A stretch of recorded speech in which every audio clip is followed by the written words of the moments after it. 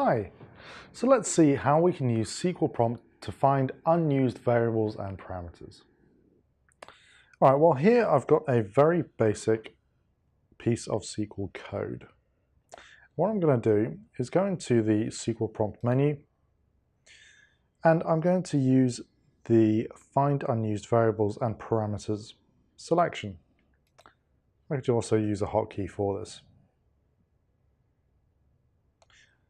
You'll notice that the variable that I've created here has been highlighted with a green underlining, and the tooltip explains to me why that is, because I've got no value that is assigned to it before I use it. This process also works for larger scripts. So in this script, I have a couple of variables that either are unused or don't have items assigned to them. Again, I'm going to go into SQL prompt and use the find unused variables and parameters option.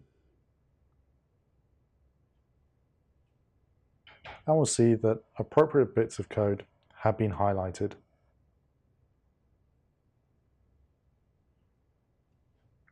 So that's how we can use SQL prompt to find bits of variables or other objects that we otherwise don't use.